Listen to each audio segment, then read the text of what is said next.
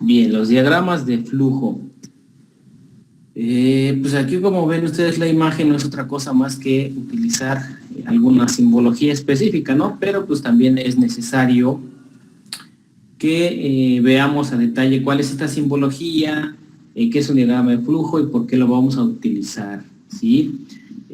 Lo vamos a utilizar ¿para qué? Para representar gráficamente un algoritmo, es decir, un problema que se nos pueda presentar, puede ser un problema muy grande, puede ser un problema muy pequeño, pero en realidad nos sirve también para simplificar una serie de pasos y por supuesto darle solución o llegar a la solución que nosotros consideremos más idónea e incluso podemos decir que más concreta, ¿sí? Entonces, ¿se basa en qué? En utilizar símbolos.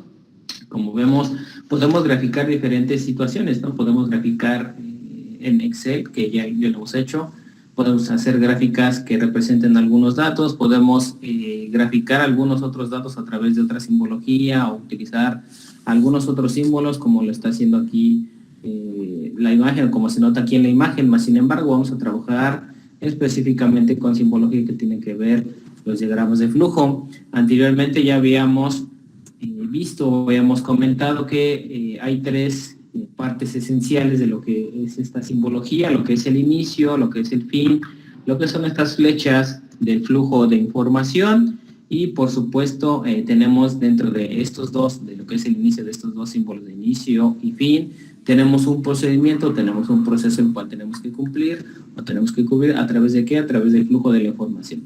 Ahorita ya estamos colocando un nuevo símbolo, ahorita vamos a ver cuál es para qué se ocupa este símbolo y cuál es la característica de cada uno de estos símbolos, ¿sí? Pero aquí lo importante es mencionar que es una representación, prácticamente es la representación gráfica para solucionar un algoritmo, ¿bien? Aquí está ya la simbología para el diseño de diagramas, pues realmente no ha sido estandarizada como se comenta, es decir, no tenemos como que bien definido solamente estos diagramas, estos símbolos o esta simbología es la que vamos a emplear, ¿no? En realidad, diferentes lenguajes de programación, en diferentes programas, pues puede ser que solamente se utilicen algunos. Aquí vamos a utilizar prácticamente 6, que serían los básicos, ¿sí? ¿Cuáles son estos símbolos básicos? Vemos que el primero es un óvalo que significa terminal, es decir, representa el inicio o el fin del algoritmo. Hay que resaltar aquí, y lo comentaba me parece desde la primera clase, se deben de utilizar la simbología como está representada aquí, es decir, si vamos a iniciar un diagrama o vamos a iniciar un algoritmo, está representado con este símbolo, parece, bueno, aquí no parece tanto un óvalo, pero pues es un óvalo, ¿sí? Hay quienes me utilizan solamente el rectángulo pues bueno, también tiene su porqué y tiene su razón de utilizarse, ¿sí? Entonces, no solamente es colocar los óvalos y utilizar las flechas, no, también tenemos alguna simbología específica que debemos de utilizar, una simbología la cual tiene su razón de ser, ¿sí? Entonces iniciábamos con lo que es la terminal, que es representada por un óvalo, que es el inicio o el fin del algoritmo, ¿sí? Posteriormente a eso, pues bueno, vamos a estar utilizando también, pues pudiéramos decir un rectángulo, nada más que tiene otra forma, otra forma geométrica, está inclinado, no precisamente parece un rectángulo, es un polígono más bien, en donde, pues bueno, representa datos de entrada y de salida, es decir, si nosotros comentamos o le comentaríamos a un usuario, sabes que necesitas introducir el valor de A o necesitas introducir el valor de B o ingresar algún valor específico donde nosotros vamos a utilizar variables, pues bueno, va a ser esta parte, ¿sí? Este símbolo. El proceso, es decir, aquí vamos a continuando con esta simbología, sí es el rectángulo, significa que aquí va a ir algún proceso o algún procedimiento, ¿sí? Cualquier operación o cualquier valor que nosotros asignemos a una variable, pues bueno, aquí lo estaríamos colocando, es decir, a lo mejor yo en este proceso tengo una suma y en el siguiente proceso pues ya estoy mostrando los resultados, o en el siguiente proceso también estoy haciendo alguna otra operación, ¿no? O estoy utilizando una variable donde le estoy asignando el valor de esa suma, ¿sí? Para eso utilizamos este símbolo del rectángulo. Y lo que pudimos observar al inicio, el siguiente símbolo que pudimos observar al inicio es este rombo o romboide, que significa una decisión. Esta decisión incluso ustedes ya la han trabajado. ¿Dónde han trabajado? Si bien recuerdan las clases de Excel, utilizamos una función, o se utilizó una función que decía la función sí, es decir, nosotros prácticamente estamos o estaríamos colocando o manejando alguna decisión o alguna pregunta, es decir, si A es mayor que B, ¿qué hace? No, pues si dices que sí, bueno, hace este procedimiento. Si dices que no, pues hace algún otro procedimiento, ¿no? Entonces, es una condición. Se tiene que cumplir y ese procedimiento o esa condición va colocada con este símbolo y va adentro de este rombo, ¿sí? Ahorita vamos a pasar también a los ejemplos para que, bueno, vayan ustedes viendo cómo utilizamos esta simbología y no tengamos inconvenientes en cuanto al orden que debemos de establecer o al orden que debemos llevar. Este símbolo que parece una hoja como cortada en forma de una hoja también parecida a las hojas de los árboles, es para imprimir. No necesariamente hablamos de imprimir a través de una impresora, ¿sí? O mostrar ese resultado en un papel. También cuando hablamos de imprimir significa que podemos mandar nuestro resultado en pantalla, es decir, imprimir en pantalla, una salida en pantalla. ¿Qué es lo que queremos mandar a mostrar en pantalla? Pues algún resultado de procedimiento que tenemos anteriormente, o simple y sencillamente el resultado de algún tipo de archivo, puede ser audio, video, texto, imagen, no sé, todos los tipos de archivo que podamos manejar, ¿sí? Y súper importante, recuerden utilizar esta flecha, que es una línea de flujo. Las líneas de flujo regularmente van a ser de arriba hacia abajo, es decir, van a venir en vertical, o en su defecto van a ir de izquierda a derecha o de derecha a izquierda. Pero es importante que sí utilicemos esta línea de flujo correctamente para saber hacia dónde va la información, sobre todo cuando estemos hablando de alguna decisión, o cuando empleemos este símbolo de decisión para saber cuáles son las acciones que se van a tomar, si nuestra respuesta es verdadera o si nuestra respuesta es falsa, ¿sí? Bien. Estaba yo anticipándome y hablando de variables.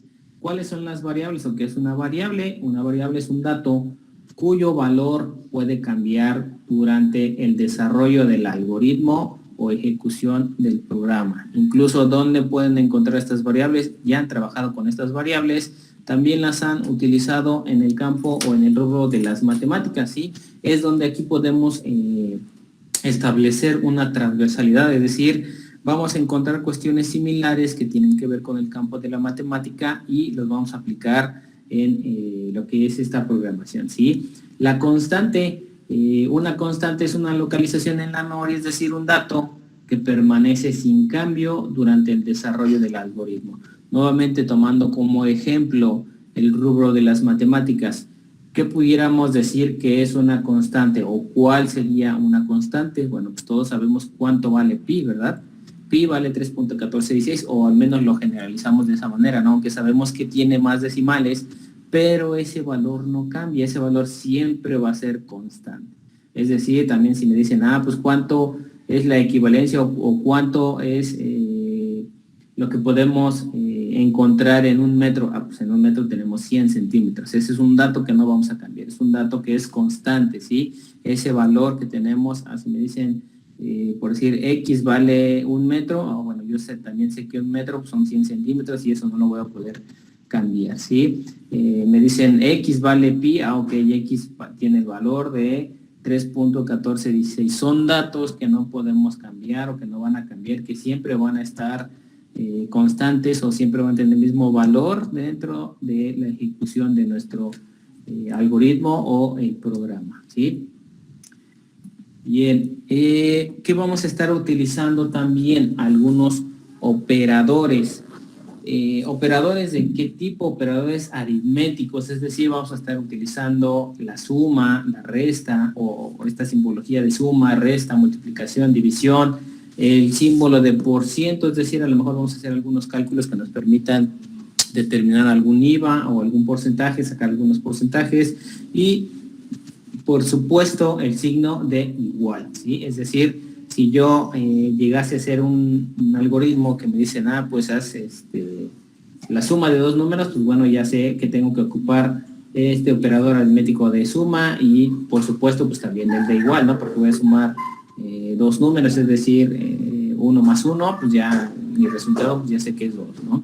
Entonces vamos a estar utilizando estos operadores aritméticos y también los operadores relacionales, es decir, el mayor que, el menor que, el mayor o igual, el menor igual, el igual, aquí se pone doble vez porque pues así es como se representa en los algoritmos y es como se utiliza en los lenguajes de programación. Entonces, para que vayamos nosotros asimilando cuáles son los operadores que vamos a ir utilizando y la forma correcta de escribirlos. Este símbolo significa diferente, ¿sí? Este es diferente. Entonces, pudiéramos ahí decir de que es el conjunto del símbolo de admiración con el de igual. Estamos diciendo que es diferente de qué. Puede ser diferente de 0, puede ser diferente de 2, diferente de mi resultado, diferente de el valor que tengo una variable, ¿no? Entonces, estos operadores relacionales pues los estaríamos ocupando prácticamente con alguna decisión o con el símbolo de decisión, ¿sí? Ahí los estaríamos ocupando. Y también tenemos lo que son los operadores lógicos, el y, el o y el que es diferente, ¿sí? Aquí es nuevamente se busca o se asimila a lo que es el operador relacional, pero este doble ampersand es el i, esta doble diagonal o esta doble barra es el o y esto es diferente, ¿no? O un resultado que es totalmente pues desconocido o que no podamos utilizar el valor, ¿sí? Pero estos operadores prácticamente los vamos a utilizar, pero ya casi hasta el tercer parcial, a lo mejor para hacer un conjunto de funciones, incluso en Excel también pudieron utilizarlos, ¿no? La condición sí con el y o la condición sí con el o, ¿sí? Pudiera ser que ustedes a lo mejor les pudieran hacer una operación, es decir, si el 5 es mayor que, o que la celda A es mayor a la celda B, las sumas, o si la celda C es mayor a la celda A, la resta, ¿sí? Entonces estaríamos hablando ahí de algunas condicionantes. Pero les digo nuevamente, ya en la práctica pues vamos a ver cómo se utilizan estos operadores aritméticos, pero sí es importante que sepamos el por qué y cuál es la razón de utilizarlos y pues vaya, si vemos un simbolito de más o un simbolito de mayor o menor, qué es lo que indica, ¿no? Es decir, cuál es ese tipo de operador que estamos utilizando. ¿Cuáles son las recomendaciones para el diseño de estos diagramas? Ser lo más ordenado posible, como siempre lo he comentado, entre más ordenado, entre mejor se vea este flujo de información, pues siempre va a ser lo idóneo. ¿Para qué? Pues para que sepamos hacia dónde va esta información. También me percaté de que por ahí alguien, no recuerdo el nombre, pero ya revisando su actividad, hizo el diagramita, o me pasó el diagramita y lo hizo así como que primero empieza bien del inicio hacia arriba y después va en vertical y después giró a la derecha y después otra vez en vertical y después fue a la izquierda y luego otra vez en vertical. Digo, mientras sepamos nosotros cuál es el flujo o hacia dónde va el flujo de la información, no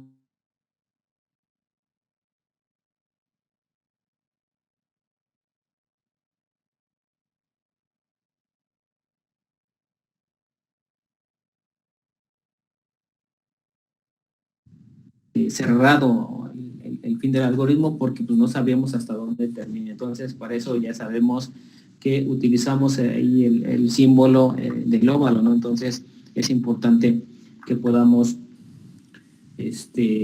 darle inicio y por supuesto darle el fin.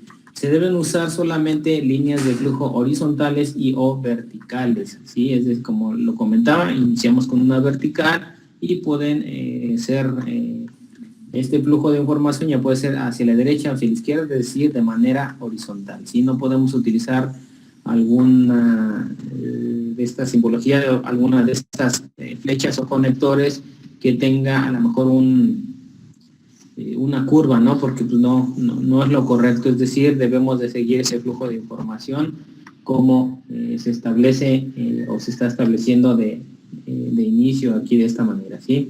Debemos evitar el cruce de líneas al utilizar estos conectores, es decir, no podemos encimar, porque sí, luego ha sucedido que se enciman este flujo de información y ya está atravesando alguna otra línea, entonces siempre debemos de evitar esos cruces porque también se pierde el flujo de esta información y hacia dónde debe de ir.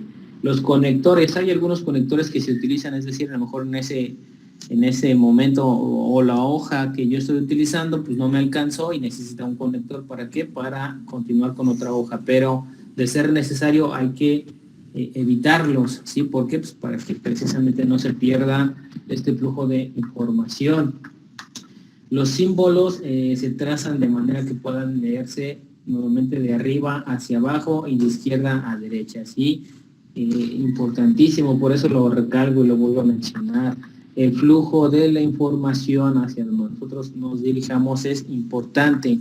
¿Por qué? Porque a final de cuentas es llegar a un resultado y este resultado pues debe coincidir con el procedimiento que estamos llevando en lo que va de todo el algoritmo, ¿sí? Todo texto debe de ir siempre dentro de la simbología. Miren, yo sé que a veces la letra pues sí está un poquito complicado, ¿no? Así, sobre todo cuando hacemos un símbolo, a veces la letra puede salirse de estos símbolos o del interior de nuestros símbolos. Traten de hacerlo, por eso yo decía, ahí está esta suite de Office que nos auxilia, incluso ya trae ahí algunos símbolos que son específicos para utilizarse en lo que es los diagramas de flujo, entonces pues eso sería lo ideal, mas sin embargo que no pueda, pues nada más ahí tener cuidado de que todo el texto vaya bien escrito dentro de cada símbolo, ¿sí? Ok, y por supuesto pues ser concretos y no evitar tampoco tantas palabras, es decir, el mensaje que nosotros queramos mostrar hay que ser totalmente concretos y definirlo. Bien, ¿cuáles son las ventajas? Vamos a pasar al procedimiento de las ventajas, es decir, facilita el entendimiento del algoritmo. ¿Por qué? Pues porque ya sabemos cuál es el procedimiento que tenemos que seguir. ¿Sí? Favorece la detección de opciones de mejora y error en el planteamiento de la solución. Siempre vamos a encontrar mejoras, siempre vamos a encontrar algún detalle que podamos corregir, independientemente de que ya hayamos llegado a la solución del problema. Puede ser que encontremos otra metodología o encontremos otro método para llegar, o a lo mejor un paso menos para llegar a la solución, ¿sí? Permite analizar relaciones y transacciones entre operaciones, es decir, estamos abiertos o al menos nos da la posibilidad no solamente de utilizar una operación, sino poder mezclar varias operaciones. ¿Sí? ¿Cuáles son estas operaciones? Pues bueno, las acabamos de ver, podemos utilizar operadores aritméticos, podemos utilizar operadores lógicos en un mismo diagrama, se puede, ¿sale? ¿Alguna desventaja? Pues tampoco es todo es color de rosa, hay que ser sinceros, ¿sí? Puede resultar laborioso, sí, sobre todo cuando el problema a lo mejor nos indica que tengamos que utilizar algunas otras variables, entonces hay que utilizar más símbolos o en ese sentido es un poquito más grande nuestro diagrama, ¿sí? El diagrama de flujo grande se hace difícil realizar el seguimiento, es decir, vamos a estar insistiendo en que el flujo de la información sea el correcto. ¿Para qué? Para que no caigamos en esta desventaja, ¿sí? Para que no sea difícil entenderlo y por supuesto darle ese seguimiento. Y otra desventaja sería que no existe una norma fija para la simbología y el diseño. Nuevamente, es decir, que no específicamente pudiéramos estar utilizando esta simbología o no necesariamente para aplicarlo a un problema, mas sin embargo, la simbología que yo les presenté, pues es la que regularmente trabajamos, ¿no? Entonces, en ese sentido, pues no creo que tengamos muchos inconvenientes porque no vamos a utilizar más allá de las que les acabo de mostrar, ¿sí?